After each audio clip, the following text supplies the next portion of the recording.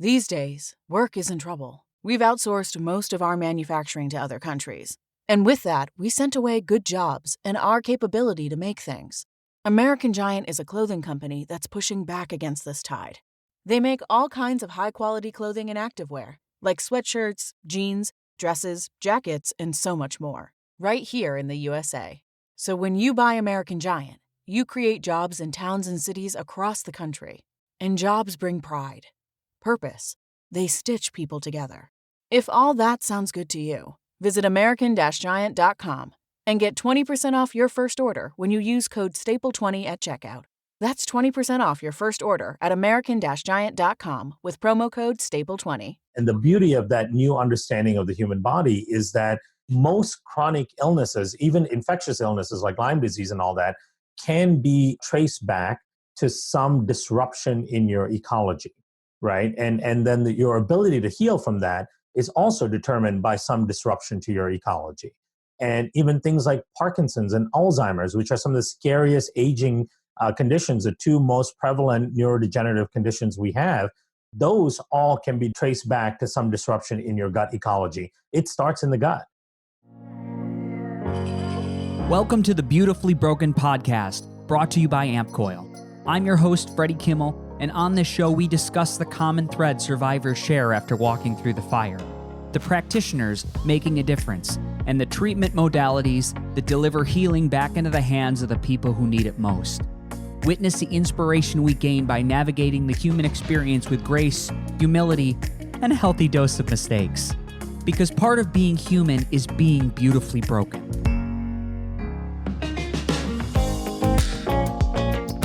Ladies and gentlemen, welcome to the Beautifully Broken podcast. We have an amazing guest that I've been waiting 2 months to have on. We have Kiran Krishnan. He is a very famous microbiologist and works with the company Megaspore Biotic, one of my favorite probiotics on the market. Kiran, tell us a little bit about Megaspore. Yeah, first of all, thank you so much for having me. This is really fun and an honor to be on your program. I love the theme of what you talk about in this program. I think you're helping lots and lots of people. But Megaspore was a bit of a journey, and really it came about purely from a significant need in the marketplace. If you asked me 6-7 years ago, would I have be involved or have my own kind of probiotic or product company, I would have told you you're completely crazy, because I'm the guy behind the scenes doing the research, helping with the product development, running the clinical trials. I'm not the guy that has his own brand of products on the market. But in our investigation of the probiotic industry, and we were doing this as a research company for a large multinational company, brand, in our investigation, we found a significant lacking in the probiotic space. And a lot of that lacking came from just a pure lack of scientific integrity to how things are being done, and a very significant lack of scientific understanding of the microbiome and how bacteria function in the most basic sense. So it was because of that, and because I have this really strong scientific clinical passion for how important bacteria can be for our health and wellness, I was compelled to do it myself and with the right partners and the right team to really bring about significant therapeutic advantages to people dealing with stuff. We know how hard it is out there to be dealing with problems, to be dealing with health issues, and many of these health issues snowball into other things. And a lot of times the gut is at the root cause of all of this. So our vision was that we can help a significant number of people by just going about it the right way. That's beautiful. So I love this. You guys have this on your site, and there's really this element of direct public access to you and your company. You guys were at 148 conferences in 2018, and you completed and invested back into 14 clinical trials with your own product. Yeah, and that's the advantage of a company being run by a super nerd, right? Yeah. If we were run by a CEO or business professionals or marketing experts or any of that, they would think we're absolutely crazy to invest that much into clinical trials at the stage that we're in. But we're doing, pharma level clinical trials as a supplement company. And nobody does that. And a lot of it is just being driven by an amazing amount of curiosity to figure out how all this stuff works. And when we understand how this stuff works and we understand how we can influence the microbiome, we can influence the gut ecology, how that plays a role in people's overall health and wellness, we really feel we can leave our impression and on this world. And ultimately, that's what we're here for, right? We're here to affect people's lives in a positive way, or at least that's what we should be thinking, and leave some sort of lasting impression. And that's the way we plan to do it. Yeah. It's funny. I have this this sentiment. It's like we're all trying to improve our position every moment of every day, no matter what that means to you or me. We're trying to escape pain and probably seek a little bit of pleasure, human experience enjoyable. And I'm just going to go right into it. So I talk about this quite a bit on the audience. Within this audience, is that part of my journey was through cancer and Lyme disease. And the big piece of the puzzle for me was somewhere in between some of the surgeries that I went through for metastasized testicular cancer was a surgery called a retroperitoneal lymph node dissection. Go into your peritoneum cavity, take out the intestines. You're going to clip away some lymph nodes. You're going to put everything back in. Well, you can imagine one of the symptoms of that was that I started to grow adhesions or scar tissue around the small bowel. And it was probably a year and a half out, and my digestion just went to hell in a handbasket. Motility slowed right down. Obviously, you've got some physical blocks and some limitations there. I had to go in for a couple small bowel resections, and that just really, it was like this snowball that just kept getting worse and worse and worse. And one of the things that I never appreciated till it was gone was the ability to poop on a normal schedule. So I did a deep dive into probiotics, and one of the products that I came across early in my journey was Megaspore. And I started to research soil-based probiotics, and I want you to speak to that. But initially, when I tried Megaspore, it gave me awful diarrhea. And I mean, I could lick my finger, just to give an idea how powerful these probiotics are. I could lick my finger, touch an open capsule, put it on my mouth, and in 15 or 20 minutes, I was sealed away to the bathroom for a little while. Wow, that's awesome. Yeah, right? I love that that's your response. That's awesome, dude. As a microbiologist and understanding what's happening there, that excites me. To me, that's so amazing what these strains can do. I mean, these are bacteria, right? We think of them as these really simplistic, unintelligent creatures. And I mean, they don't have the kind of intelligence that we think of as intelligence, but their capabilities and what they're programmed to do is so fascinating, right? And the reason you were experiencing that is because their whole programming is designed around fixing our gut environment, right? And they do that in a very robust way. And that's why it can lead to things like cramping, bloating, severe diarrhea. I mean, they're not being gentle about it at all, right? They're designed to get in there. They know what the gut is supposed to look like, and they're designed to get in there and fix it. And that fixing can be harsh, depending on how messed up your gut is at the time. So when we first started, the first 1,000 patients that we put the product on, this was about a year before you started. This was around 2013. We started seeing that type of response in somewhere around 15% of people. And those are the people with the really severe gut issues. And at first it was kind of like, I mean, you take a step back and you go, wait, is that a good thing? Because, we all think of cramping, bloating, diarrhea as a bad thing. But then you start to understand that any change in the gut, whether it's positive or negative, can respond in a similar way. Just change alone can create diarrhea. And we started to see the people that had that response were being able to break through that healing crisis and get out to the other side, where they then started experiencing a whole new aspect of their bowels. They were better than they had been for the last decade. So it's interesting. I mean, and this is why we honed in on those spores. So our idea was this: we were looking at, what were the types of organisms that our ancestors would have consumed on a regular basis. The whole idea of these refrigerated probiotics or things in special capsules and taking them meticulously in between meals and all that.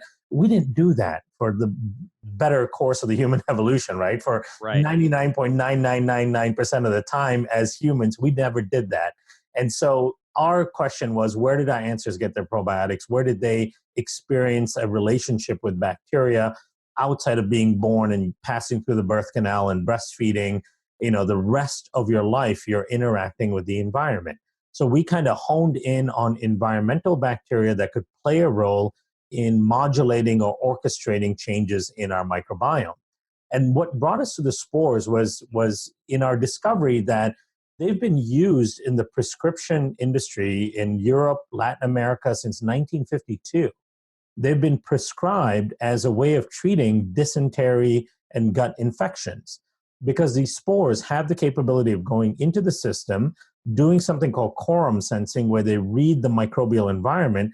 They can find pathogenic or overgrown organisms. They'll sit next to them and they'll produce upwards of 20, 25 different antibiotics in that little microenvironment to kill off those bacteria.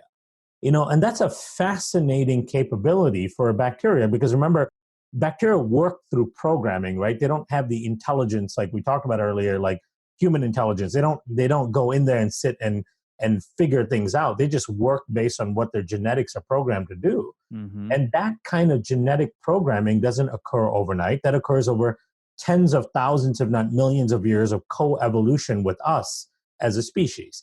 And so our thinking was, if they had the programming and the capability to go into our gut, find pathogens that are causing us trouble, eliminate those pathogens, they likely have the capability of also supporting the good beneficial bacteria that live in our gut. So that was our push towards the spores. We knew they were already good at getting rid of pathogens because that's been over 60 years of pharmaceutical use. We wanted to see, can they also support the rest of the microbiome and then support things like healing leaky gut, reducing inflammation, improving the mucosa, all of the other things that are really important in the gut. So that was a simplistic approach. We just asked the questions, what did our ancestors take as probiotics, inadvertently? Of course, our ancestors didn't know they were taking probiotics, but that's what they were exposed to. Yeah, I love that. I love that. I can get that visual of that little programmed, Megaspore sitting next to the bad guys and just kind of giving off, here's my little healing medicine. Here's my little healing medicine. So Totally.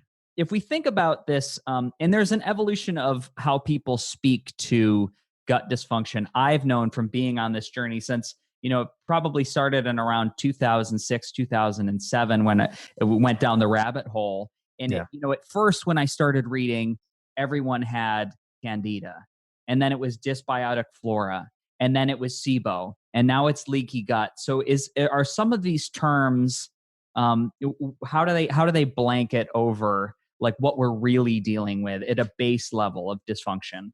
Yeah, that's a really important question. In fact, so, one of the things your audience may not be aware of, I lecture at about 50 conferences a year. Most of these are medical conferences, nutritional conferences focused on functional medicine. And my role there is teaching functional medicine, integrative medicine doctors on what is going on with the gut and how do you understand the problems in the gut. And like you said, there are lots of terminologies, right? And then if you look in the allopathic world, they call these same things different terms. So leaky gut, which has been a term that's been very prevalent in the functional medicine holistic world, is being referred to as enteropathy or permeability or hyperpermeability or barrier dysfunction in the allopathic world, right? So they have all of these different terms. And at the end of the day, it comes down to the same couple of things. And this is what my lecture has been for the last 15 conferences, is helping them understand how there is a universal dysfunction in all of these disorders, right? And that universal dysfunction starts with dysbiosis. And a lot of people have heard that term. Dysbiosis simply means a dysfunction or disarray in the population. But the problem with that is, how do you define that dysbiosis, right? Everybody's microbiome is different. So if you and I did a microbiome test to look at similarities between our microbiome, we would see maybe 50% similarities at best. right? There are people that can have 90% differences in their microbiome when it comes down to the species level, when you look at each individual bacteria that's present and their relative amounts. And so with everyone's microbiome being different, how do we know what a dysfunctional microbiome looks like, right? Because there is no standard, right? We can look at blood tests. We can know what elevated CRP is because we know what normal CRP levels are. We know what elevated triglycerides are because we know what normal triglyceride levels are, because normal levels are uniform within the population. And so when it comes to the microbiome, when there is no normal, then how do you know what's dysfunctional? So when you dig into the microbiome research over the last 10 to 12 years, what you find is that there are two major characteristics of what is considered a dysbiotic or dysfunctional microbiome that starts all of the processes that leads to all of those labels. The first thing is low diversity in the microbiome, right? So diversity in your microbiome is absolutely paramount to health. Not only is it paramount to the function of your digestive tract, the function of your intestinal lining, but it's also paramount to your overall systemic system health, your systemic biology, including up to longevity. Now, recent studies showed that the more diverse your microbiome is, the longer you're going to live. And it's just that clear how the data worked out. And then your risk for disease, for things like cancer and Lyme disease and autoimmune and all of those things are also determined by the diversity in your microbiome. So diversity is paramount. The second thing is the presence of these things called keystone strains. Keystone strains are identified strains within the microbiome that basically hold up the rest of the population to some degree and also offer significant protective benefits to the host. So one of the well-known keystone strains is Akkermansia muciniphila. In a healthy microbiome, it can be upwards of 5% of your total microbiome. That's a huge number for that one strain. And then dozens and dozens of studies. In fact, now the studies are numbering into the hundreds on Akkermansia itself, showing that Akkermansia is inversely correlated with everything under the cardiometabolic umbrella. So cardiometabolic umbrella incorporates somewhere around 62 different diseases, right? And Akkermansia protects against all of those conditions. In fact, it can reverse diabetes. Wow. This has been shown not only in animals, but in human studies as well, right? And then another keystone strain is Faecalibacter prausnitzii. Faecalibacter prausnitzii protects against Crohn's, colitis, colorectal cancer, all sorts of inflammatory conditions that start in the bowel that also become systemic. So these are some of the examples of keystone strains. There have been a half a dozen to a dozen or so that have been identified. These are the most well-studied ones. What tends to happen in the Western population, because we live in a very antimicrobial world, everything around us kills bacteria constantly, right? Besides the antibiotics we've all taken numerous courses of, our water system is full of fluoride and chlorine. The foods are full of pesticides, herbicides that kill bacteria, all the off-gassing from all the stuff around us, all the preservatives, all the personal care products, all of those things are designed to kill bacteria. And as we're doing that, what we're doing is shrinking our diversity and shrinking the presence of these keystone strains. Those are the two fundamental things that go wrong in everybody's microbiome that leads to the SIBO, the leaky gut, the chronic constipation, the IBS, all of these different labels. They can manifest a little bit differently depending on all the other things that occur. But at the end of the day, those are the two most fundamental problems. And if we can start fixing those two things, we can start reversing the process of most of these conditions. So if somebody was looking to dive in and they know there's an imbalance, they know they're not in a healthy state as far as when your bathroom habits are spot on or your energy is really suppressed, would someone look at like a weed, feed, and seed paradigm? Or can someone just go in, or is someone looking at, like we said, like the life that we've designed right now? Like people are sick for a reason, which I think I always implore people, it's not an attack, but to look at the life and lifestyle and behaviors that you're choosing. Chronic stress, the water we're drinking, obviously the food, the relationships, working 60 hours a week, never taking vacations. That I don't know what you could take to keep that body sustainable. I don't know. I think environment is a part of it.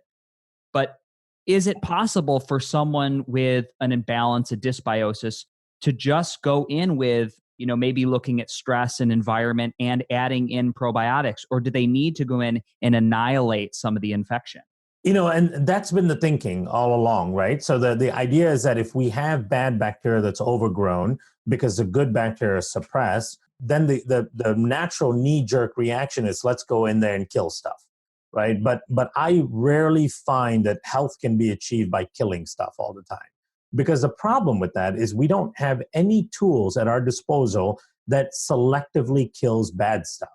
Right? So every time you go in there with the idea of killing stuff, you're going to be killing the good stuff as well. You're bringing down the growth of everything. And then you're hoping that somehow the good bacteria will bounce back faster than the bad. Who grows back first? Yeah, that rarely happens, because the moment you go in there and start hitting that environment with things that kill more bacteria, you're really taking a chance that you're making things significantly worse. And so my whole philosophy behind that is, the vast majority of bacteria in your gut, in your home, on your skin that we've ever discovered, the vast majority, I'm talking 99% of bacteria that have ever been discovered are good or benign, meaning they benefit you in some way or they just don't do anything. They don't do anything bad. They don't do anything good in any way to our health and wellness, right? And it's 1% or less that can be problematic. And so the simple philosophy is the best way to control that 1% is to let that 99% flourish. They're the ones that will control it. If we go in and we try to be precise about attacking that 1%, we're really going to screw up that 99% and make it easier for the 1% to proliferate. That's what happens in hospitals, right? So hospitals are an amazing collection of opportunistic bacteria because everything is so sterile, right? And they're really hurting that 99% all the time. And so you end up getting the MRSAs and the pneumonias and all of those that do really well in that environment because you're removing the bacteria that'll control those problematic bacteria. So it's all about an ecology, right? So the way I think of it is we need to use bacteria to control bacteria. They are the ones that know how to do it. And that's where the spores come in handy. So we developed a system called the TGR, the Total Gut Restoration System. And it's really a 3-step system.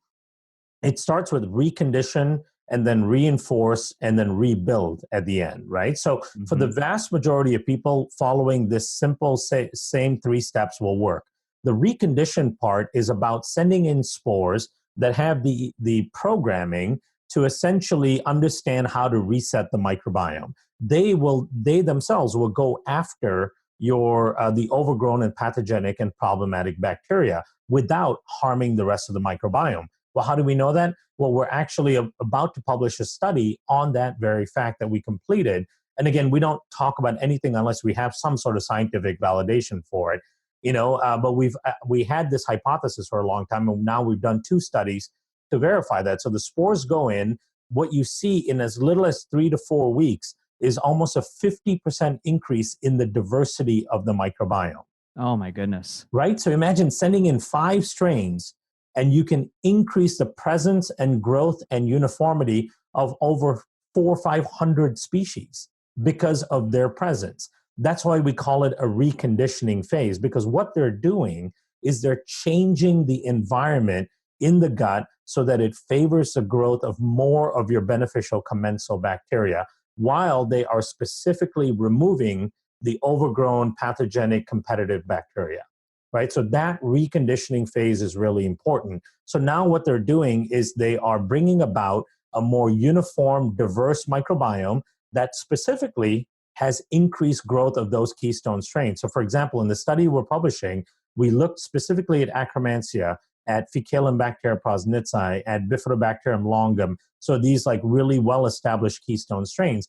What we saw in that 3-week period was as much as 100 to 1,000-fold increase in Faecalibacterium prausnitzii. So imagine this bacteria is this really, really important keystone bacteria is at a level of around 10 million cells per gram of stool. After 3 weeks of being exposed to the spores, they're now at 10 billion cells per gram of stool. That's the level of increase we're seeing in these protective keystone strains. And so we're getting a complete revamping of that population. Then the second step, once you've got that new population and it's starting to take hold, is we reinforce that population with the right type of prebiotics. Now, we worked on prebiotics for about 3 years because what we were looking for was something we call the precision prebiotic, something that has been shown to have enough complexity, enough chain branching structures in the carbohydrate structure where they specifically feed certain groups of bacteria and not others. Because one of the problems with a general kind of fermentable prebiotic is that it can feed bad bacteria just as well as it feeds good bacteria. I know most people, when they hear the word prebiotic and you've struggled with SIBO or small intestinal bacterial overgrowth, there's a little bit of a knee-jerk reaction of fear. Totally, absolutely, and rightfully so, because it's going to exacerbate their condition quite significantly, because those bad bacteria are going to feed off of those prebiotics just as well as any other good bacteria. So we work really hard to find these oligosaccharides that have what we call a high degree of polymerization. That means their carbohydrate structures are quite complex and very long chain, which means that they make it farther down into the intestines before they reach a bacteria that can actually break them down. And in particular, these keystone strains. So we were going after ones that could feed the keystone strain specifically. So now, the first step of reconditioning, the spores are in there. They've made your microbiome more diverse. They've brought down the pathogens and the problematic ones. They're starting to increase the keystone strains. Now we want that to be your permanent microbiome. So we bring in the prebiotics, in a phase we call reinforcing. So we're reinforcing that new microbiome by selectively feeding those bacteria so they take hold. Because again, the microbiome is a very dynamic system. It can change from day to day, right? Depending on what you're exposed to. And there's a lot of negative influences on the microbiome. And so we want this to be the strong positive influence. And we do that for another 4 weeks. And then after you've now have this new established microbiome, we go into the rebuild phase, where we give the microbiome the tools they need in order to repair the gut lining, the mucosal structure, the immune system, and so on. And those are a combination of polyphenols, a bovine immunoglobulin product, 4 key amino acids, and so on. So everybody can go through this step of rebuilding their system to reestablish a healthy microbiome. And here's the thing that is surprising to most people, is that everybody still has, no matter how many courses of antibiotics you've been through, no matter how poorly you were breastfed, whether you were C-section, everybody still has some number of these important keystone strains and diverse microbiome within their gut. They're just at such low levels that you almost can't detect them. In one of the subjects, for example, in our study, at baseline, we couldn't detect any Akkermansia at all in his microbiome. And we were using a method called qPCR, which is a very sensitive method that can pick up just a few bacteria that may be in this milieu of thousands and thousands of bacteria. And we weren't able to detect it at all. And then we add in the probiotic, and there's no Akkermansia in the probiotic, right? So we're adding in the probiotic to recondition the system. And then all of a sudden, we have these huge measurable amounts of Akkermansia.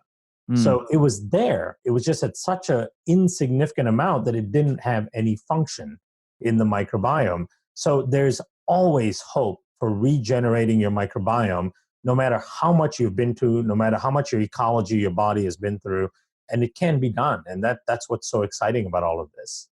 That's beautiful. There was a time when I never thought, you go 2 or 3 years with just chronic constipation, you never imagine, you're like, oh my goodness, every single day I wake up and it's healthy. And that's just something to jump up and down and praise the higher power for. Yeah, absolutely. And the beauty of it all, and one of the things that I always want to leave people, the message is, we are a beautiful ecology, right? We are a walking, talking rainforest.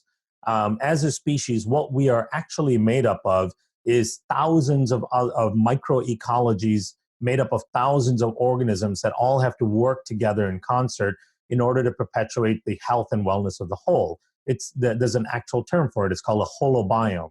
a super organism, right? That's what we are as a human being. We're not this, collection of organ systems and skin and neurons and all that. We are a walking, talking rainforest. And the beauty of that new understanding of the human body is that most chronic illnesses, even infectious illnesses like Lyme disease and all that, can be traced back to some disruption in your ecology, right? And then your ability to heal from that is also determined by some disruption to your ecology. And even things like Parkinson's and Alzheimer's, which are some of the scariest aging conditions, the two most prevalent neurodegenerative conditions we have, those all can be traced back to some disruption in your gut ecology. It starts in the gut. And because of that, because it's an ecological issue and it's not you just had bad luck or you just have bad genes, it's really exciting to know that we can fix it, right? Because it's an ecological problem. We can change the ecology and make things better. You're a living example of that, and that's really exciting about the age that we live in right now. Oh, it's amazing to have access to this information, hands down. It's an incredible time to be alive. I say that all the time. And it always makes me think of when you're doing this description, I love the metaphor of the fish tank. Yeah. If we have this beautiful bubbling fish tank with a beautiful fish and you got the treasure chest and the plants, well, if you take off the bubbler and you take away the sunlight and you leave it for 4 days, there's mold in the tank. Mm-hmm. And nobody came by and dumped a cup of mold and viruses in the tank. It was there in that milieu, in that ecosystem, in a checked phase because the pH of the tank was right. There was enough oxygen. And we can't think of our bodies as anything different. Is this just it's a symphony? It is. Everything singing and working together. Yeah, it's all about balance. So once any one thing goes out of balance, even a good thing goes out of balance, too much of a good thing can lead to other problems too, right? Like, for example, too much water can create something called hyponuria. Yes. Yeah, and you can die from too much water. And we know that water is really good, but too much of any one thing can throw the system out of balance.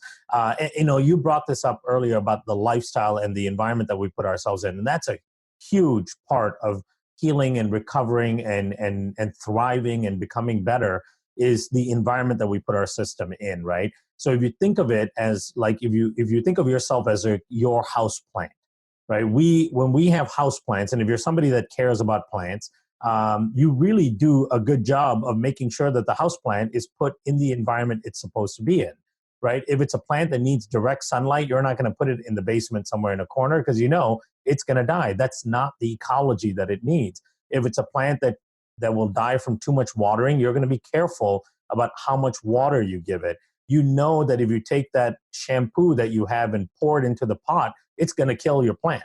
Right? So if there's anything that you wouldn't do to your plant because you understand the ecology it needs to be in, you understand how delicate that biological system is, you shouldn't do that to yourself either. And as a human being, there are certain fundamentals that we need. We need rest, right? We need relaxation.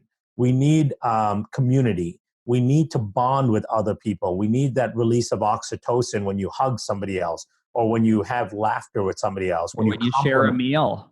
You share a meal, exactly. We need to be clean. We don't need to have a sterile environment.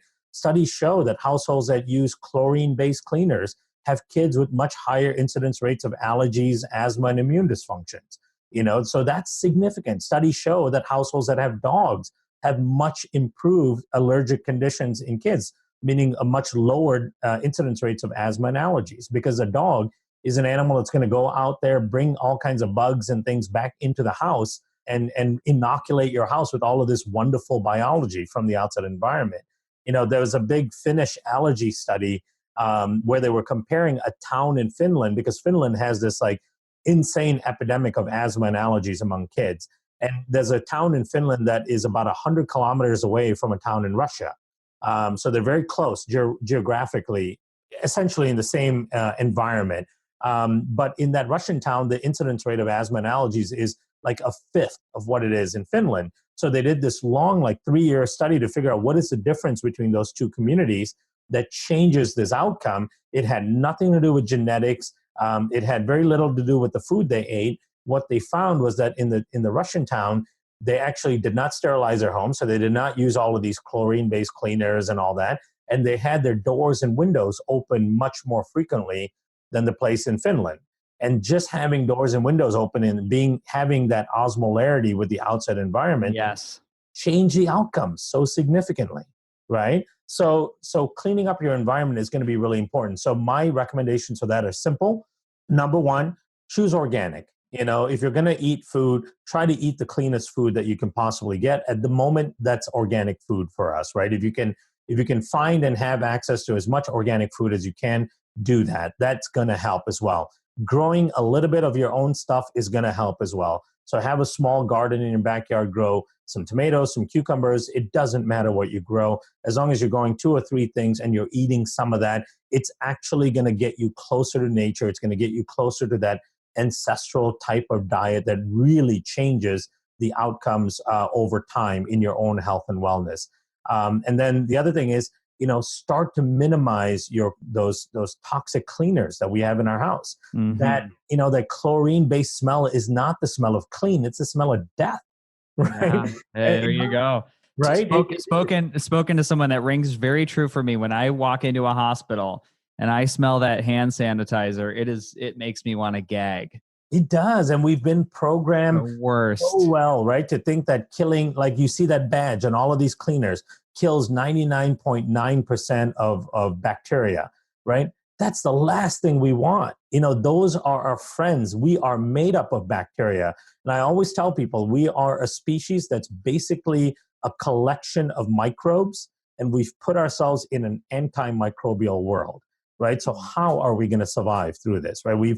We're putting ourselves in the exact opposite of the type of environment that we should be in. So clean up those household cleaners. Like I clean my home with basically a cloth and water, and we put a couple of drops of essential oils in the water just to give it some sort of smell.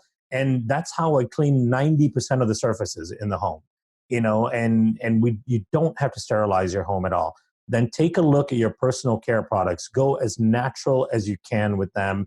Your soaps shouldn't be those robust antimicrobial soaps. Your lotion shouldn't contain all of these parabens. Everybody, there's no more Axe body spray for any gentleman in this audience. Yes. Anything aerosolized, you try to get away from, and it seems minimal and it seems like it's not really going to have a big impact, but those things will have a huge collective impact on your outcome. If you have a yard, never use any Roundup anywhere in your yard, please, or any of the herbicides and pesticides and things that are designed to kill weeds, because those things also kill your microbiome. And if your neighbor is out there using them, try to get them to stop it if you can. Be that annoying neighbor and go, that's actually causing cancer and killing people. So those are the basic things you can do. And one of the most important things you can do about your diet, besides going organic, is to increase the diversity of your diet, right? So the diversity in your diet will dictate the diversity in your microbiome. Our ancestors consumed up to 600 different types of foods annually. They foraged, they gathered, they hunted for whatever they could find. They ate seeds, nuts, fruits, insects, roots, tubers, animals, all types of animals, everything from porcupines to, wildebeest, if you will, large ruminant mammals. And so an average American eats maybe 10 types of foods annually, right? Yeah, and I want to add, as far as any of the foraging goes, when you look at the animal, there was nothing left of those animal parts. It was snout to tail. It was right down to the feet, and the bones were boiled into a broth. The tendons, the collagens, the heart, the brain, everything. There's and I know it sounds gross to everybody, but to eat a muscle meat of an animal is not a natural diet. No, it's not. And concentrated with this certain cuts of the muscle and so on, right? And in fact, if you look at the nomadic tribes right now, like the Hadza tribe in Tanzania and the tribes they've been studying in Papua New Guinea, one of the first things they do collectively, and I can assure you they didn't send each other emails to say that this is the next cool thing to do, is when the hunting tribes go out and they hunt an animal, the first thing they do is cut open the intestines and they eat the contents of the intestines on site.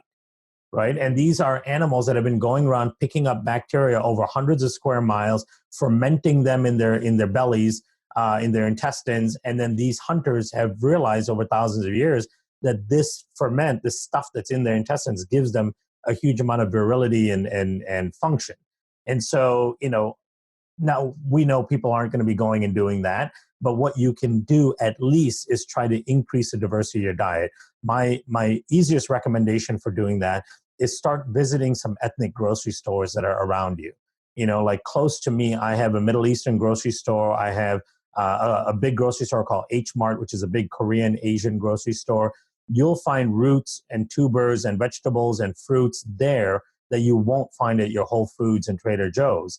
And all you have to do is buy one or two of those things each week and add them into your diet. You don't have to make a whole complicated Asian or Middle Eastern meal. Just buy a cabbage that you find at the Asian grocery store, which is going to be molecularly different than the cabbage you find at Whole Foods, and it's going to feed different types of bacteria in your gut. So just cut some of it up and throw it in your salad, or toss it with a little olive oil. You don't have to be a chef to figure this out. It's all about eating a little bit of a lot of different things. So if I can challenge people to each week start adding in something new into their diet that they've never eaten before, you will see that that's going to have a huge long-term impact on your health outcomes. That's beautiful. I think we've given people so much to think about and examine. I know I'm going to go, my shopping list is going to alter this week. And Yeah. where can people, if people do want to take the challenge, examine their digestive health, their gut, and look at this system, your 3-system product line, where do they go to get that? Yeah, so come to microbiomelabs.com. So that's microbiome, which most people know how to spell it, and then labs with an S.com. You'll see a lot of information there about the total gut restoration system, which starts with that flagship probiotic of ours, Megaspore biotic, which I think now you are an absolute expert on because you're taking the doses I take, and which is phenomenal to hear that you've been able to like shepherd your gut to that stage.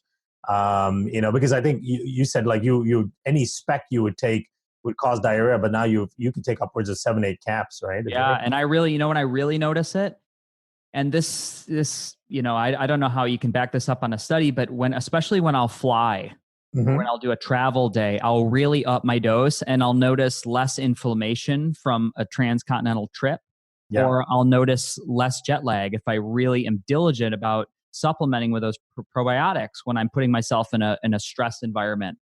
And I can speak to that myself because that's my biggest stress in my world is travel. I fly about 300,000 miles a year, because I do all these lecturing, and a lot of times I'm lecturing in 2 or 3 different countries in 1 week.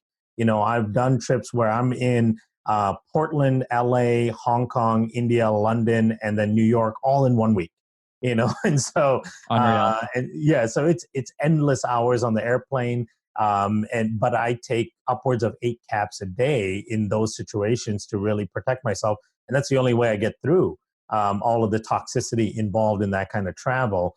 But come to microbiomelabs.com. If you are a doctor or practitioner of some sort, you can set up an account and get access to the products yourself. If you're not a doctor or practitioner, you're a listener, a patient, a client, you can actually go on there and there's a Find a Practitioner tab where you can put in your area or zip code, and it'll find you all the practitioners in your area that we work with and carry the product. We now have somewhere around 17,000 doctors and practitioners in the U.S.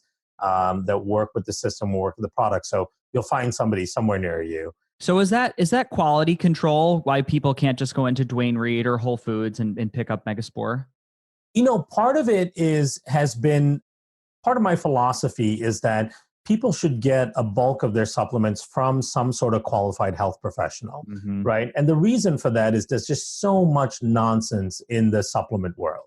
There's a lot of misinformation, there's a lot of marketing, and people can be, basically persuaded into the wrong path very easily. I mean, when I look at the stuff that's being sold at Costco from a supplement standpoint, right?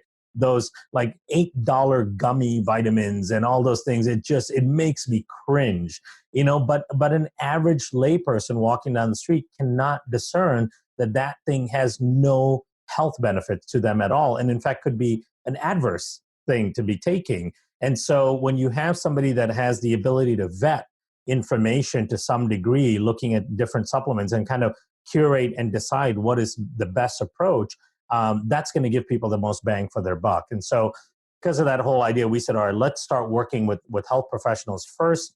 If we can educate them, then they can educate the patients on what the best approaches are.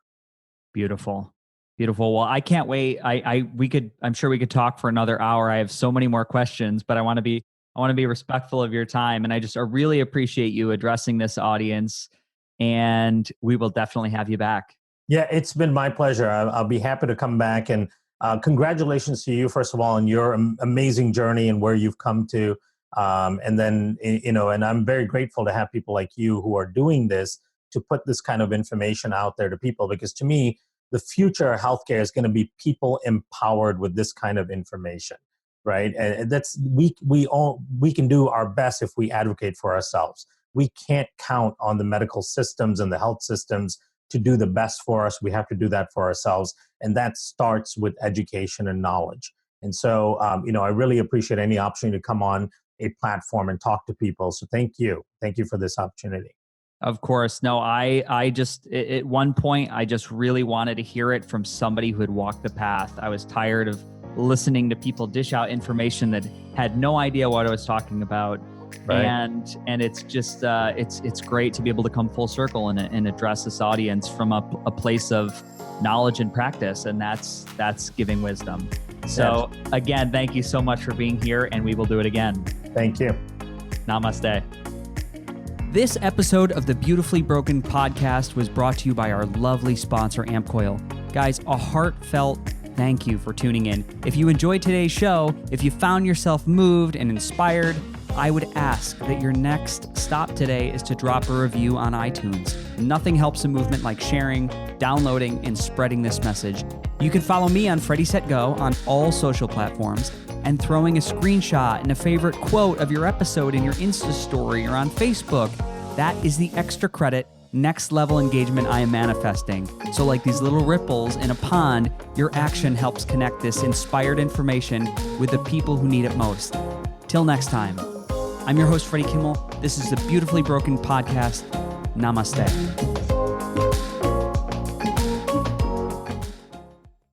American Giant makes great clothing, sweatshirts, jeans, and more right here in the U.S. Visit American-Giant.com and get 20% off your first order with code STAPLE20. That's 20% off your first order at American-Giant.com, code STAPLE20.